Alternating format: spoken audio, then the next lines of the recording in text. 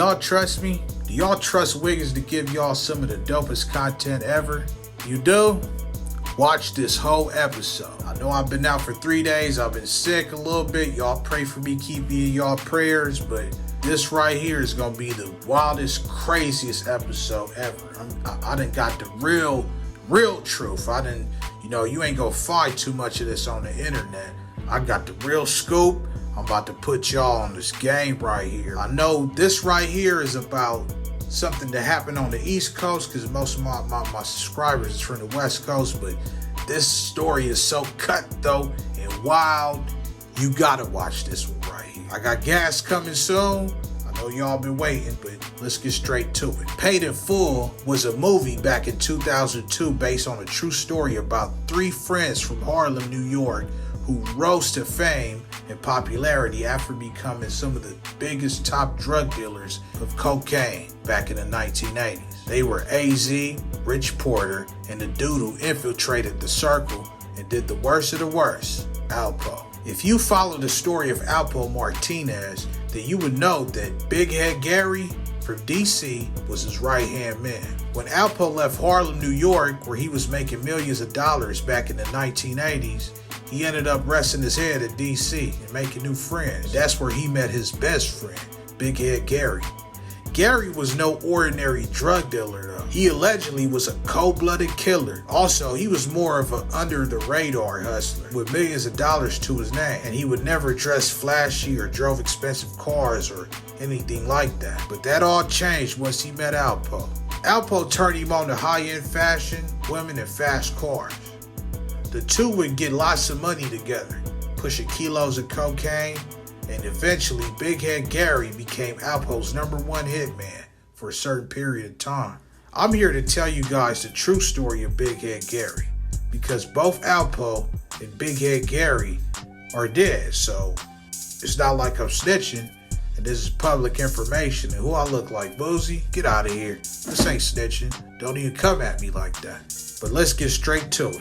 Here we go. Get your popcorn now. As you may know, Harlem's most beloved kingpin in the 1980s, Rich Porter, was betrayed by his own uncle, Alpo, who kidnapped Rich's little brother, his nephew, Darnell, and asked for a $500,000 ransom, but played it off like he had no idea what was going on and acted like he was trying to help Rich get his little brother back. His uncle, Alpo, not Alpo, that's a different character. His uncle Alpo was a heroin addict, and he would ask Rich Porter for money all the time. Rich would give Alpo means and ways to flip some dope and get money, but since Alpo was a heroin addict, he would never have money, and he would always come back begging.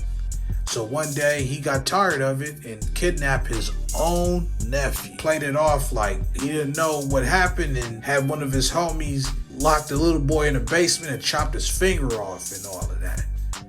It's a wild story, but stay focused. Here we go. Rich Porter allegedly told Alpo that he was getting kilos of cocaine for a certain price for his connect.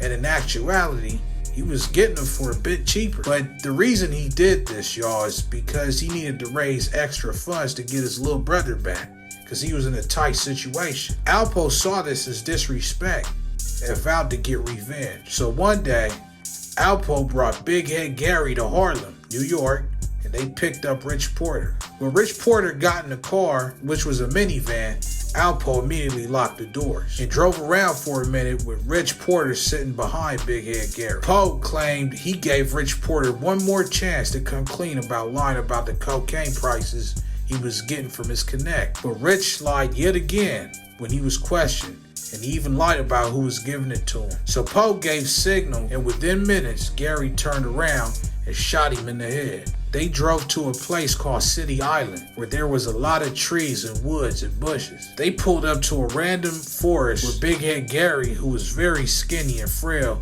tried to drag Rich Porter and dump his body in the woods to dispose of it.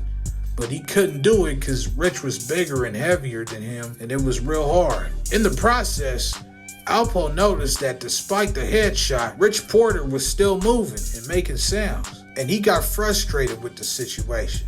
So Alpo got out the car and took the gun from Big Head Gary and shot him in the head again himself. And then they drug his body and left him in the woods and drove off. In my opinion, and based on what I heard, Alpo was just a jealous ninja who would rob and kill anybody that was outshining him, whether they be friend or foe. Everybody that got in his way, they was saying, he was set him up. This in my eyes, So now Alpo and Big Head Gary ride around with the free money and cocaine that they just got from Rich. Then they pull up to AZ, Faison's house, to rob and kill him next because they felt like, they suspected he would snitch on Alpo and they was gonna rob him and kill him in the process. But some way, somehow, AZ slipped out of that situation. I'm not gonna get into that one. So now, they go back to DC. Now they eating good. Alpo serves the same bricks he got from Rich to the new cats that he met up in DC through a guy named Kurtbone. These dudes' name was Tank, a dude named Diego, and a kid whose ears was so big and pointy and resembled Dr. Spock from Star Trek that they nicknamed him Spock Ears, or Ears for short. Ears was only like 13 selling dope, with his older homies getting hundreds of thousands of dollars in DC. But remember these two people, Tank and Spock Ears. Alpo used to try and hang with Tank and his crew, but Tank would say no, because I feel like, me personally, I feel like he didn't really know Cuz like that and he got a funny vibe from him. Alpo would try different ways to infiltrate the circle and get close to Tank and them, but he refused, and eventually Alpo grew a hatred for Tank and his boys. But he couldn't F up his money because at the time, he was making almost $500,000 a month off of Tank. He decided to chill, But see, Alpo is a snake. A snake doesn't just bite you, It slithers around, it wiggles around, it watch how you move, it watch your pace, it watches everything, and at the right time, it sinks its teeth into your skin and hits you with that deadly venom. And that's exactly how Alpo was moving. So, eventually, they kind of end up getting closer and naturally start hanging together for a little. So it was one day, like at one of them college homecomings, Alpo, Kurtbone, the little kid Ears, and Tank was all at the college function.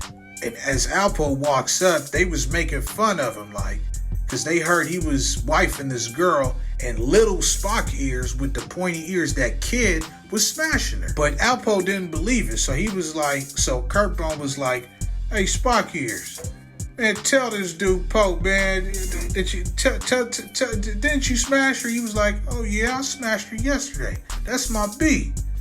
They was all laughing at Alpo. This made Alpo's blood boil. And right now, Poe is growing a big, huge hatred for Spock Ears and Tank. He couldn't smash Spock Ears' girl because he would be a child molester. Alpo kind of laughs it off, but he kept that in the back of his mind. He's very vindictive. So now here's a hidden secret where things get crazy.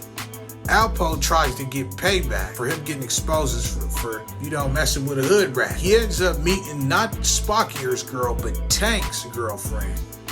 Somewhere at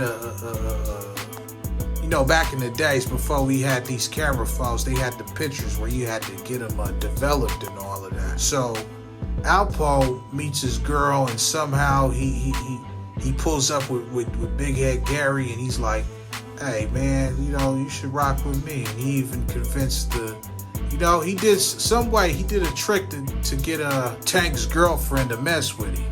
Tank's girl says, "Big Head Gary, my baby daddy, man, blah, blah, blah."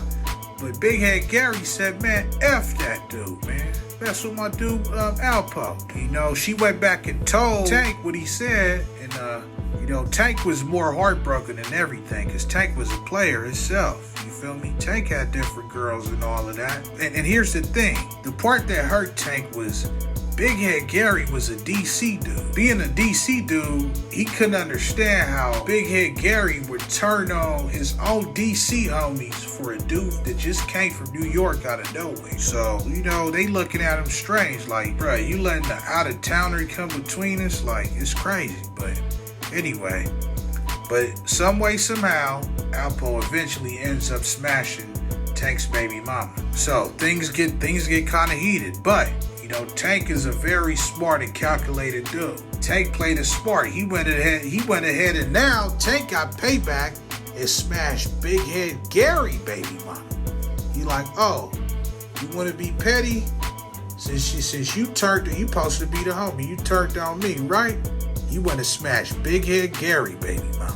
He not even knowing. And Big Head Gary and his girl get in an argument. His girl name was Caprice. And he start talking real high power like an alpha male.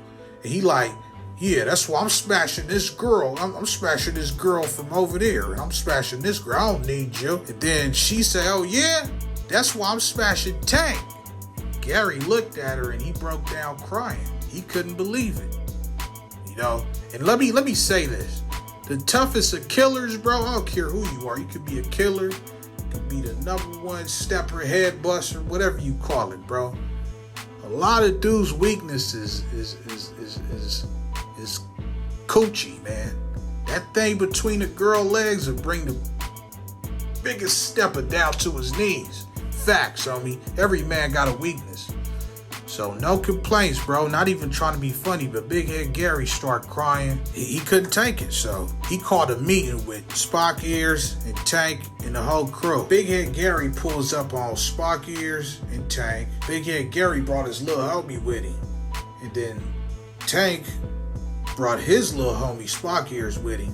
And Spock Ears pulled a strap, and Big Head Gary's little homie pulled a strap. But they calmed the situation down, and then the two older homies, which is, just saying the name so y'all sure, which is Gary and Tank, got in the car and they talked about it. And, you know, he asked him, you feel me, to leave his girl alone, because, you know, at one point they used to be cool. So they shook hands, they made amends, and it was all good right there. So Tank stops messing with her. But here's the thing. Women are, you feel me? Women are shiesty, bro. You feel me? These women, bro, when you pillow talk and you put women in your biz, bro, bad news, bro. They, you know, when a woman want to get to you, bro, they will do anything. So guess what? Big Head Gary's girl, Caprice, goes crazy, blowing up Tank's phone. She can't get a hold of Cuz because he changed his numbers and everything. And I respect that, fool. So Caprice, Big Head Gary's girl, says, you know what? I'm going to start a fake rumor and tell him that I'm pregnant. And I'm going to tell everybody that I'm pregnant. Gary hears what she says, you know, a word on the street. And Gary goes to Alpo and says, hey, bro, all bets is off, bro. I'm about to murk this dude, Tank. He done got my baby mama pregnant. That's out. You feel me? That's out. He gotta go. Alpo waited until they had a big deal coming up for like a $500,000 or like $1 million worth of coke. You feel me? That he was gonna sell them. So when they had the big deal coming up, Tank hopped out the car. He brought the bag of money. He was getting it ready. He jumped in Alpo's car. Then Big Head Gary came from the blind side. And blam! They took the money. They dropped him off in like a residential neighborhood and left him right there. And drove off. So once again, Alpo and Gary, two partners in crime. They ride around with these free bands and they savving it. You feel me? Now next, things take a drastic turn because Subway somehow Alpo turns on Big Head Gary. So one day I think he was messing with Alpo's girl or something, or he said something about his girl and they had a falling out. So one day Gary calls Alpo and says, hey bro, let me come with me, bro. I got this dude, you feel me? We could hit him up. I've been looking for this dude. We gonna chop him down, bro. I finally caught this dude. He has some love for Poe still, you feel me? But Alpo, being a slimy dude, he set him up. He brought some of his homies, and guess what? You do people dirty, playing the game raw, you gonna get what's coming to you, bro. In some kind of form. Alpo said, yeah, we gonna ride on Cud, man. We gonna get Cud. Jump in the car. So Big Head Gary jumps in the car. They drive around, fake like they looking for him. Alpo slides a revolver to one of his little homies in the back seat. Blam! He puts two in his head. And he gave him 2 this time so he wouldn't survive like Rich almost did. They chopped his wiener off, took his clothes off, and dumped his body by like this telephone satellite thing in the woods, just like they did at the Rich Porter, allegedly. Yeah, that's basically it. You know, I could go further, but I just wanted to highlight, you know, some of the truth that went on. And yeah, you know, just a lesson to be learned, man. When you do people slimy, bro, when you live in slimy, I see everybody like, I'm slime this, slime that, snake emoji and all of that. When you live in slimy, you get done grimy. Remember that, bro. Them people ain't forgot, and it's gonna come. But until next time, y'all make sure y'all stay tuned. I got everything you guys been asking for coming real soon, bro. Y'all pray for me and keep it locked. I'm out of here. Wiggins!